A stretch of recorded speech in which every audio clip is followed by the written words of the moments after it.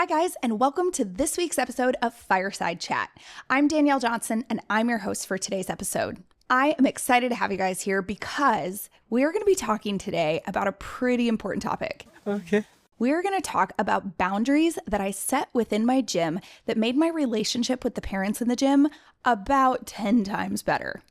I feel like this is something we hear from gym owners on a regular basis, that parents are getting comfortable in the gym, and while we want them to be comfortable, they're kind of going over the line a little bit.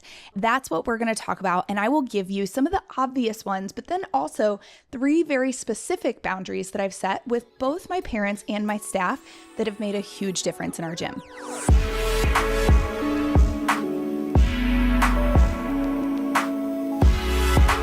If this is your first time listening to Fireside Chat, welcome.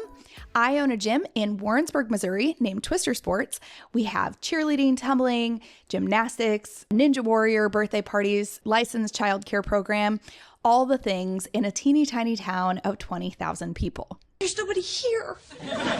In addition to that, I'm one of the owners of Next Generation Gym Owners. And before I go too far, I have to tell you about the new CheerBiz Accelerator that we just launched. By the time you listen to this episode, it is quite possible that the first one is already sold out. However, we are taking a deep dive into one of our gyms where we are going to invite you to our towns, to our communities, to our gyms, and have a tour of the gym. You'll get to see daily operations and actually how the gym is functioning from the back end. You're going to get to do observations. You can talk to our staff and ask them questions. And we're going to spend a 2-day deep dive talking about your business. However, we are only opening this to 20 gyms. So you definitely don't want to delay in this at all. God, okay, it's happening. Everybody stay calm. What's the procedure, everyone? In addition, you do have to qualify to be eligible for this event. So if that's something that you might be interested in, the very first one is going to be at Oregon Dream Teams in Portland, Oregon. The second one is going to be at my gym at Twister Sports in Warrensburg, Missouri. So if that is something that you guys would be interested in, definitely head over to cheerbizaccelerator.com. In addition to that, make sure that you join our 2 free Facebook groups, Cheer Gym Owners on Facebook and All-Star Cheer Coaches and Owners, so that you don't miss any of the great free content that we have available for you. Okay, so let's get into it. So in our early years, as my Google reviews will show, we had some issues with parents in the boundaries. And first of all, I hate to backtrack too much, but guys, if you've had some bad Google reviews, it's pretty hard to get away from the reviews that you have in those early years when you're still learning how to run a business. A lot of times, as you're finding parents that are maybe crossing a boundary and you didn't start it early enough, you didn't set that boundary clearly enough, and you're having to now release them from the gym, or they're leaving on their own free will but not happy about it, the reviews can be actually really painful. And though we're not here to talk about reviews, I am here to tell you, almost 15 years later, it's okay. You will get past it. You are going to find that if you are evolving your business and if you are evolving as a coach and owner and constantly trying for improvement, that you will get happy customers who will topple those 1-star reviews. Totally agree. In fact, guys, several of the people in our 2nd and 3rd season who had those 1-star reviews were either released from the gym or had left the gym pretty unhappy, have come back over the years. We were super different. We as a staff and me as a gym owner, I had improved and changed and gotten so much better over the years and just developed a sense of empathy as my own kids grew up. And so if you're kind of in that beginning stage, or maybe you've done this for 20 years and you still are finding that you have frequently unhappy people, don't stress. We have the boundaries. I'm going to tell you what they are, and I think it's going to help you in your business so much. And modern problems require modern solutions. So let's start. Number 1, I switched a couple years ago, and I put all main communication in one place. Now, I'm sure you're listening to this. You're like, okay, All-Star 101, Danielle. We know how to do this. However, I don't use Band or Facebook for my primary communication. I use a weekly email. And I know Some of you guys just rolled your eyes and you're like, my parents don't read email.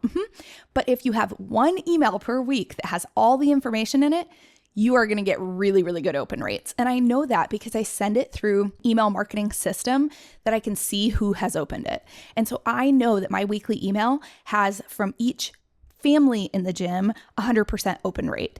And if it doesn't, I can see who didn't open it and be like, hey, I want to make sure I have the right email address on file because I can see that it hasn't been opened in a couple weeks. And we're able to do that early in the season. Am I micromanaging and maybe a little bit of a freak because I am checking to see who's open and who hasn't? Yeah, absolutely. But also I want to make sure it's not my mistake that we didn't put something into the system wrong. So what does this weekly email have in it? We have it outlined and categorized. I have competitive tumbling, I have competitive dance, and I have competitive cheer. And so we start those off with the biggest program at the top, which is All-Star Cheer. Second biggest program, which is All-Star Dance, and the third, which is our competitive tumbling program. And I put everything that applies to all programs up at the very top. And so they have headers on them. And the email itself comes out. My parents will laugh if they hear this. It comes out every Thursday. Every so often, I forget to do the final proof and send. And then other times, I'm way ahead and I schedule it by the latest on noon on Friday. So we have this like 24-hour window that my parents know to expect that email. And that email has everything they need in it. However, I'm going to tell you that email doesn't change week to week unless something has dropped off. So for example, right now, my information for my showcase in November is already on the email. Why wouldn't I put it on there? I already know the date. I already know approximately what times I need them there. I already know we'll do team photos that morning. And so they need to block off their morning. I already know the date that I'm going to set my ticket sales to open. I already know all that stuff. And so I'm not going to take the showcase stuff off of there until after that November showcase has ended. And so anytime a parent looks at an email, if they're like, I think I saw something on there about our choreography, but I can't remember which email it was, they don't have to go search. They can open the most recent weekly email, and as long as that event has not yet passed, it's already on there. So if you're listening to this, I'm going to give you all the like hesitations I had when I first started thinking about doing an email like this. I was like, oh my gosh, it's going to be so long. Yes, it is quite long, but it's very easy because everything for each of those sections is in chronological order. And so we have a performance in September that we already know about. It's already on our calendar. I don't have the exact time, but I put tentatively Saturday morning, and then I put the date and the location and all of that. So I'm able to give these parents at minimum a window. We already set our Florida send-off before we go to All-Star Worlds for our elite teams. That date and time is already on there. So it forces me to plan early, but by planning early, I also have kids who are not missing for things. I, in the past, have had kids miss choreography, and a few gym owners have asked me, they're like, well, do you feel like it's fair for them to do the season if they missed choreography? And my answer to that is yes. I don't want them to miss 360 days a year because they took a 5-day vacation and it happened to be during choreography.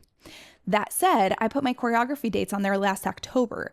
So it said next season's choreography, these dates, or I think it said season 14 choreography, these dates. So people were able to shift their vacations. I had one athlete who missed choreography this year, and it was because she thought she was going to stay prep, and we recommended they move to elite, and they had already scheduled that vacation a year in advance. And so it allows the parents who plan way in advance to plan way in advance and not have any conflicts. And it allows the parents who don't plan way in advance to have all the information in one spot. So before I go too far, if you would like a copy of this weekly email, head over to our podcast page, nextgenowners.com/podcast, and just fill out the form and I will have it automatically send you a copy of our weekly email. This is an example email that you'll see. And so depending when you opt in for this, you may find that it's, got previous dates on it or whatever, but you'll get to see exactly what kind of things I put in there for my program. We put team bondings that were submitted by the team reps. We put in there anything for our big and little program. We put important dates. We put the fees that are due, the amount that's due, and when it's due. And when I have something that's coming up within the next 2 weeks, I actually highlight it too. So if you're thinking that this could be a good solution for you, you might be thinking, man, this is going to take so much time every week. And the very first time you build it, and maybe the second week or third week, yeah, it will take a decent amount of time because you're going to be, formatting that email exactly how you want it. However, what you're going to find week after week is that all you do is duplicate that email, and you just have to add things that are coming up that now you know about, or delete things that have already passed. And usually the things that I'm deleting are things that were highlighted because they were within the last 2 weeks. So it's kind of a dual purpose. It's highlighted to bring forth the attention to the parents as they're scrolling through, and it's highlighted so that I remember, hey, I need to delete that after that date has passed. This does a lot of great things for us. It creates it where email is the primary communication. It puts the emphasis on the window of 24 hours that they should be getting that email. Honestly, most of the questions, like 99% of the questions from parents now, are coming back because they're doing a reply to on that email. And so the majority of the time, like if a question were to be asked in one of the team chats or a Facebook group for I don't use Band. I just don't prefer Band. My parents prefer Facebook groups. But like if a question were to be asked, like, hey, does anybody know what time we're performing at this event in September? Most of the parents will honestly just say, hey, it was in the weekly email last week, or they'll snapshot it from the weekly email. So now it kind of trains and teaches parents to go look in the weekly email before they ask the questions because the answer is most likely already there. Absences. It helps us a lot with those because during the big times of the year that we're going to see absences, meaning summer break, winter break, spring break, which all of those are not mandatory practices for us. However, I have about 20 school districts that are represented among my competitive programs. And so the school district that's here in town is the schedule that we go off of, but you could be at a school district 20 or 30 minutes away that has a different spring break, and you're going to go on vacation during that spring break. So I can click a link and have it in the email that says submit your absences here. And so we have those in advance in writing. It also then replies back so that my front desk can put those on our calendar. So it eliminates this, hey, she's going to be gone on Tuesday text message or Facebook message. From time to time, I get those because that's just kind of how we've done it in the past. And if I'm the coach, they're used to just sending a message or whatever. Today, we really don't. When I do get those, the first thing I do is I tell parents, I'm like, hey, I don't want to forget this. Please send it via email so that I can CC the front desk and make sure it makes it on our calendar. So there may be like an element of training in there to kind of get parents from what they used to do to now what they need to do. And that's okay. Also, if I have parents who have a request, they're like, hey, I would like to know this or that. Usually by replying back to that email, because I keep such a clean inbox, they're able to get that request answered much more efficiently than any other method of communication. And so we do have these Facebook groups. They tend to be more hey, here's the team bonding event that we're going to do. I'll do a lot of shout outs after my practices, or I'll put the specific team workout plan in there. But, that weekly email is like, if you have to know it, it's going out in that weekly email. And even those team workouts, like I put in there, please see your team Facebook group. The coach has assigned workout. In addition to that, maybe you have a half-year director or a novice director or something like that. You don't have to be the one to put everything in the email. My dance director puts everything in by Wednesday night. Our competitive tumbling director puts everything in by Wednesday night. Our client success manager puts the big and little information in by Wednesday night. And so as of Thursday morning, I just have to complete my stuff and then I can get that sent out. Yes, it sounds easier than it is. And why, Danielle, is it never perfectly consistent on Thursday at noon? Well, guys, life gets in the way. So sometimes I'm waiting on something to be sent to me and then it pushes it just a little. But I will say it's always out by Friday at noon. It's funny because it's true. I'll also say in the element of communication and setting this boundary. So the boundary itself was communication lives in one place. I have had so many people. I actually had Stephanie, who was on our last podcast, came over to my gym and then came over to the podcast interview where this is filmed, which is at my house. And we literally walked the 300 yards. And she's like, how is it living next to the gym? And I'm like, oh, actually, it's great. I feel like because we have this method of communication that's so effective for us, parents don't feel the need to come knock on my door. In fact, I think in the 5 years I've lived here, one time someone did it, and it's because they knew that I was having kind of a rough day and they were bringing me a gallon of margaritas. So anyway, not mad about that. Yeah, boy. But parents are really like, honestly, they don't even go past the gate and then unless I know that they're coming over. Now, children may be a little different. And when I say children, I mean 15-year-olds. And they're always my daughter's friends. So she has a friend who used to have a practice from 5 to 6 and then 7 to 8. And so she would bring Vivian over and I would make dinner and Vivian would eat dinner with us from 6 to 7 and just hang out. But that was, again, something that I said was fine because that's her friend. So when you're looking at boundaries, keeping communication in one place prevents the Facebook messages, the text messages, because now you can tell them, hey, I need you to just send me an email so that makes it in the weekly email. And when they're already getting this email, it's super easy to just reply back. So slight deviation, slight rabbit trail with the fact that I live next to the gym. But for those of you who know I live next to the gym, or you'll see it at the CheerBiz Accelerator, I think that's valuable to know. Also, I have to tell you guys, I don't have unicorn parents here. These are not like where you're like, oh, my parents would never do that. My parents would never check their emails. My parents would knock on my door every day if I lived next to the gym. Number one, that's a fixed mindset. And I just don't believe in fixed mindsets. Number two, I actually think that it's how we teach our parents to communicate with us is really important. You know, you might think, oh, you're in the Midwest. You've just got these like really nice, chill, relax farm people. Like, not the case though, because we're in a military community. I literally have people from all over the world with different lifestyles that they've grown up in and different communication styles. And all of them are honestly just as different as all the others. And some of them have moved on to other gyms across the country because they are military and got orders to their next base. And some of them are at your gyms now. So if you're thinking this would never work for me, I'm going to ask you to pause that fixed mindset and reframe it. What do I need to do to make this work for me? But I'm just here to tell you it makes communication beautiful and simple. And when I do my coffee and conversations in February for the last 2 years, parents have said, please don't stop the weekly email. We prefer it. Okay, guys, boundary number 2, and I've talked about this just a little bit on this podcast. We don't make major routine changes without communicating with parents and athletes weeks in advance and preparing them and trying to do some sort of improvement plan. So let's say I have an athlete, little Addie, doesn't have her round off back handspring tuck the way she did at tryouts. Maybe we're coincidentally in July or August and she was hitting it at tryouts and has been on a lot of vacations or something and just quite isn't hitting it consistently enough today. Well, because I've already done choreography, that does put a little bit of a wrench into things. But I am not there to take little Addie out of a routine without putting together a performance improvement plan to set her up for success.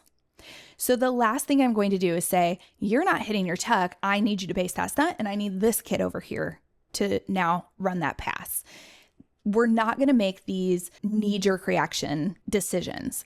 Instead, I will call the parent in. I'll talk to the athlete as well, but I'll call the parent in and say, hey, we're not hitting it the way that she was at tryouts a month or two ago. And so here are the things that I'd like to do.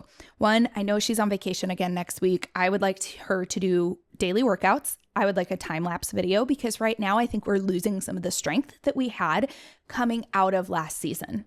And secondly, when she gets back from vacation, I'd like her to get back in private lessons because I know she wants to throw that tuck in this routine and I need to not shift around the routine if she and I can be on the same page and get her to that point. Here's what you do by creating that improvement plan for the athlete. Instead of just knee-jerk reaction, you're not throwing it, you need to come out of this part of the routine. We create a team between the parent, the coach, and the athlete.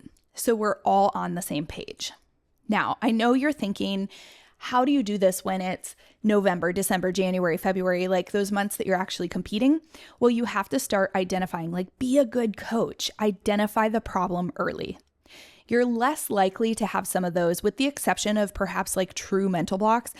I think you're less likely to have those if the athlete was put into the routine with solid tumbling in the first place.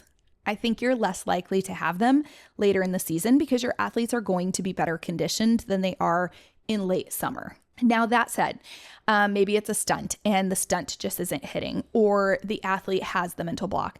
We're still going to go through those steps. And unless we're 3 days out from a competition, when quite frankly, I usually would just tell the athlete, hey, you need to mark it because I don't want this to be unsafe.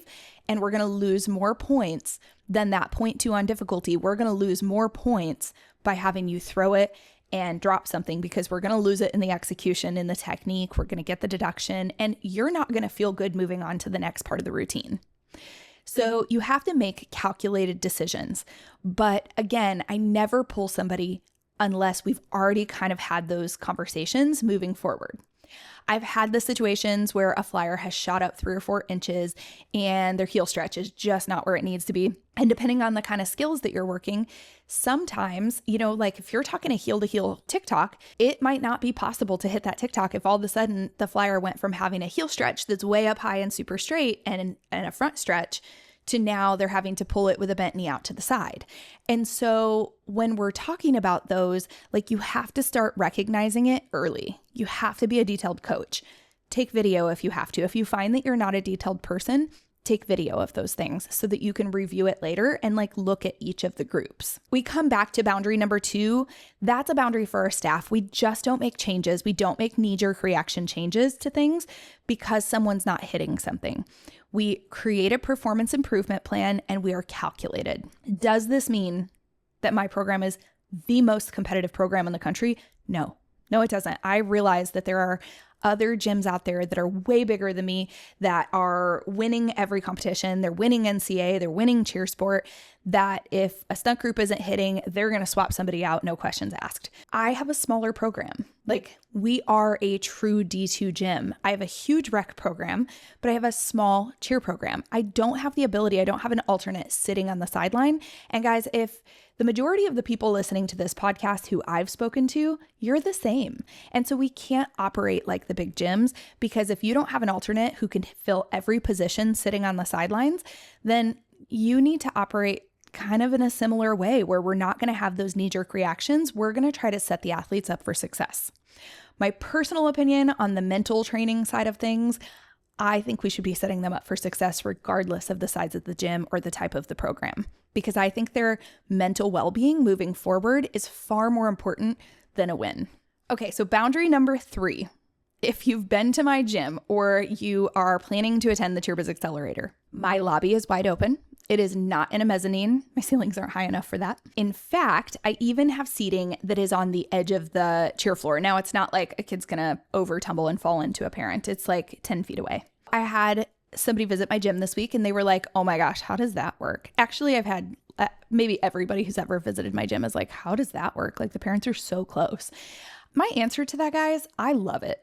I love that the parents can hear what we're saying because it holds my coaches accountable. It sets boundaries for myself as a coach and for my coaches. There's nothing they can say that parents won't hear. So when an athlete comes out of practice and said, Coach Danielle said she's pulling me out of back handsprings, that parent knows, number 1, we don't do that based on my boundary number 2 that I just said. But number 2, well, that's actually not what Coach Danielle said. So you can, again, create the team, that trifecta between the athlete, the parent, and the coach. And so you're probably wondering, how do you not have parents coaching from the sidelines? Well, when we first offered this wide open mezzanine, or not mezzanine, but wide open lobby area and the ability to sit on the edge, yeah, sometimes we did have that, and we had to approach those individual situations. I never tend to put out a blanket statement, hey, we are not coaching our kids from the sidelines, we're not blah, blah, blah, because usually you're putting out a blanket statement to 50 people that applies to 2.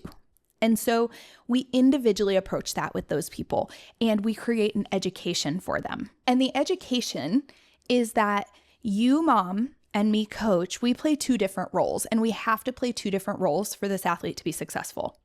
You have to play the role where you are the eternal, positive, supportive parent. I have to play the role where I am positive, but sometimes I also have to be tough on the athletes. I have to hold them accountable. It's my job to do that. I met yesterday with a girl who's 17. She's a senior, and On my senior team, I've got a couple who have a little bit of senioritis, and it's July, guys. You're probably listening to this in August, but it's pretty early in the year to have some senioritis, but they've been with our program since they were little. And so I love that they wanted to finish it out. However, it can be really challenging to be so early in the season and feel that they're like kind of ready to be done. And I don't know that it's just All-Star because one's graduating early, the other doesn't intend to cheer in college. And so I can kind of see that perspective as well, that like, okay, I'm finishing this, but like I'm not necessarily doing it to go somewhere with it after that. So the conversations that I had with her were a bit obvious because the parents could see what was happening out on the floor. They could see the level of accountability that the athletes were giving for themselves and to their team, and they could see the level of accountability that we had demanded from them. And yes, I do say demanded. So that senior team, I had said, at this point, guys, we are under conditioned. You guys have taken a lot of vacations, which is wonderful. I'm glad you're having a good summer, but we also have to stay in shape. And I can just see it and feel it in the atmosphere that like you guys are struggling with this very simple, 12-minute conditioning. And so here's the conditioning that needs to be done. And I need it sent to me before the next practice. Well, who were the last 3 to come in? My 3 seniors. And so I had to pull those seniors and I had to have that conversation with them. That said, because I have open practices, because I have parents who are very near to the floor, they knew these kids were really struggling with the conditioning.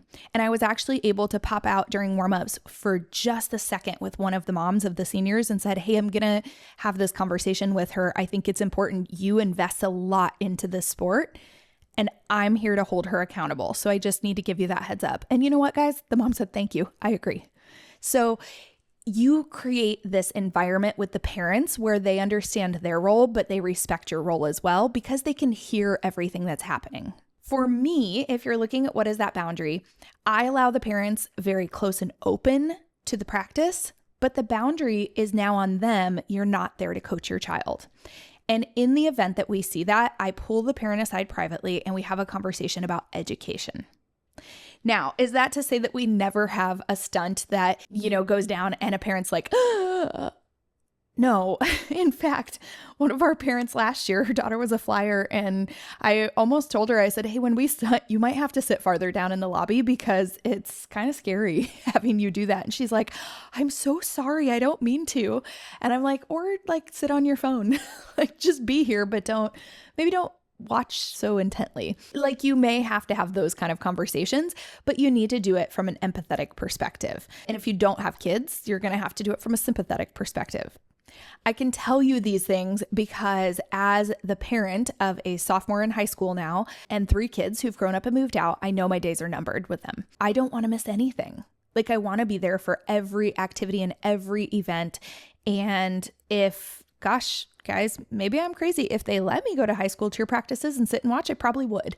It's just that idea of like, let this be something they can still do together and enjoy together, but set those boundaries. To recap here. Just so everyone's on the same page. Boundary number 1, all the communication is in one place. You can have the fun communication outside of it, but I recommend a weekly email. And you can head over to nextgenowners.com/podcast to enter your information and get an example of what that email looks like. Boundary number 2, don't make changes to your routine without giving the athletes a chance to improve and a chance to maintain their position. And boundary number 3, make sure that if you have parents watching, they understand their role.